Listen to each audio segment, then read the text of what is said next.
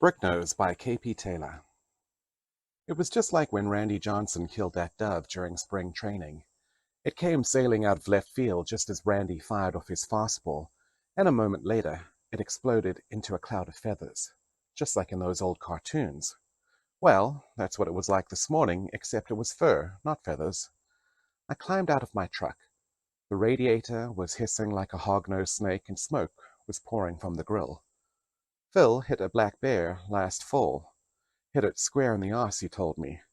The car was totaled, but the bear just loped off into the forest as if nothing happened. I looked down the road, expecting to see a deer plastered on the blacktop with its tongue lolling out, but there was nothing there. I took out my phone and snapped some pictures. The hood was dented, the left headlight was smashed in, and the fender was peeled back like a sardine can. There was fur in the teeth of the grill and the cracks of the impact zone. The truck was still running, so I got back in and headed to the bar. Renee, I got her name in case we get disconnected, wants to know if I have any kids. I tell her I have a daughter. Does she drive your truck? Well, no, Renee, she's a 17-year-old girl. She wouldn't be caught dead in a 91 Bricknose Ford. Anyway, I don't see what that has to do with the accident. Except I do. I know these insurance folks will do anything to deny a claim. I'm not sure the damage is consistent, Renee says, with a deer strike. A deer strike. Now I'm picturing a bunch of deer picketing outside the forest like in some Far Side comic. Listen, I tell Renee, I can drive up to your office and you can pick the fur out of the grill yourself if you'd like. Our office is in Arizona, and that's an awfully long drive even without a broken radiator. Renee pauses. The photos you sent, I just can't see a deer doing that kind of damage.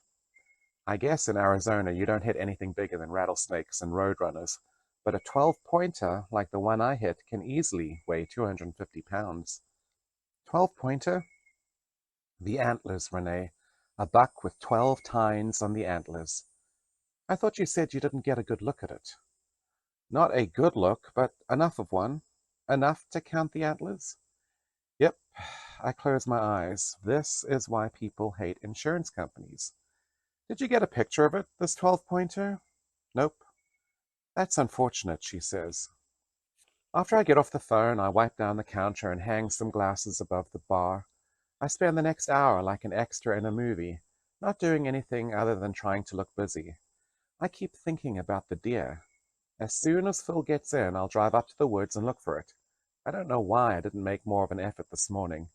Then I'll send a picture off to Ms. Renee in Arizona and see what she thinks about that. It's around noon when the little redhead walks in. She's wearing a Penn State sweatshirt 2 sizes too big. I'm guessing it's her boyfriend's.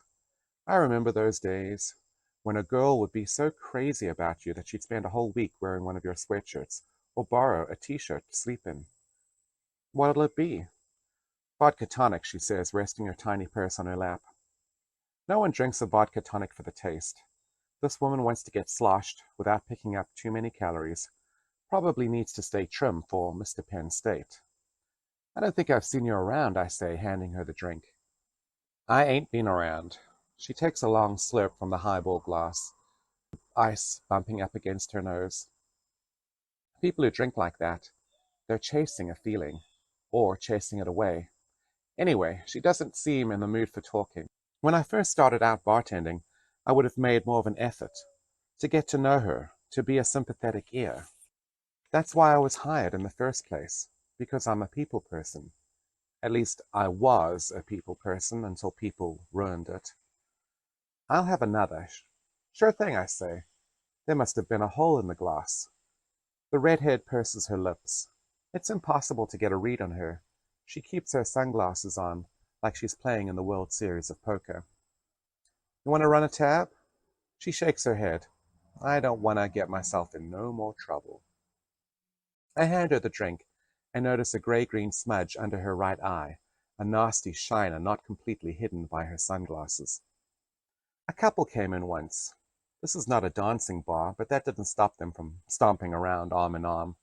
The man would spin the woman out and draw her back like a little kid with a yo-yo, and the woman would fall into his arms, laughing. After all that dancing, they came over and perched at the bar. They drank and drank, and the woman got bigger and louder, and the man just sunk into himself. Then she said something. I didn't catch what it was, and the man socked her in the jaw. She flew clean off the stool. I launched across the bar and grabbed the man by the throat. I'm not a violent man, but I could have easily squeezed the life out of him right there and then. The woman got up and stumbled over.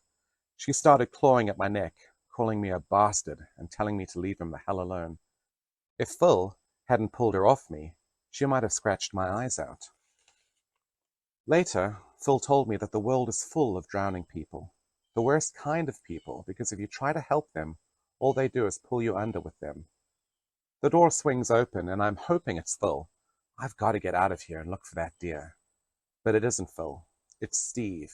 He sidles over to the bar and sits right next to the redhead. He squints at me. You gonna sell me a beer? Steve is a regular, which makes him sound like an alcoholic, which is exactly what he is. He comes in and buys drinks with quarters and dimes he scrounged from God knows where. He starts out harmless enough, discussing the weather or the playoffs or the price of eggs. Around the third drink is when things usually take a turn. Steve starts jabbering about fluoride in the water, the black helicopters chasing him, and how he's the reincarnation of someone called Trismegistus. This Trismegistus, that's how it's really spelled. Steve wrote it on a napkin one time.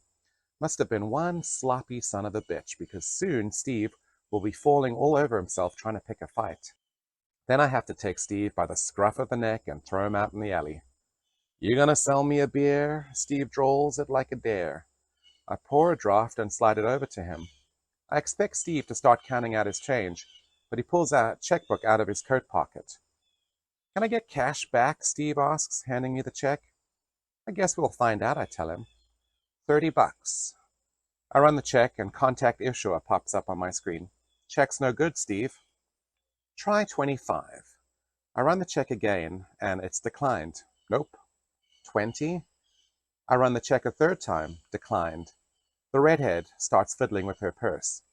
15, Steve asks. Look, I say, I'll run this goddamn check one last time, and then we're done, okay? I run the check. No good. I could. The redhead opens her purse. It's no trouble. I place my hand on hers. She looks up at me, and I shake my head.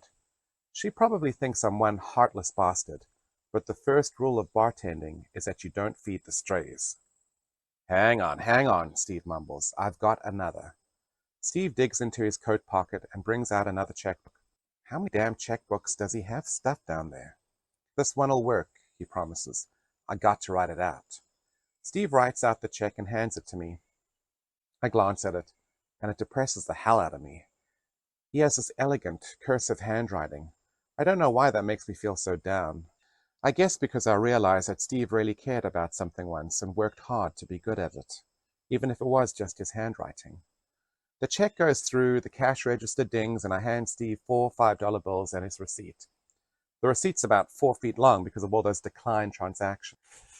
Another beer and one of whatever the little lady's having, Steve says. I'm fine, the redhead sighs. I know you are, Steve grins. That's why you should drink with me. Oh, I couldn't, she insists. But we both know she could, so I mix another vodka tonic and hand it to her. Crazy weather we've been having, Steve says to her. I'm Steve, by the way. Steve and the redhead are hitting it off. He's even managed to keep the conversation mostly normal. He hasn't mentioned any false flag operations or even Trismegistus. Although he is talking about the nature of time, he's telling her that time is both the fourth dimension and an illusion. The redhead is nodding along as Steve tells her that everything that has happened and everything that will happen is happening right now. She opens her mouth, and I think she's about to say something profound, but she just tells Steve that she's busting for a piss.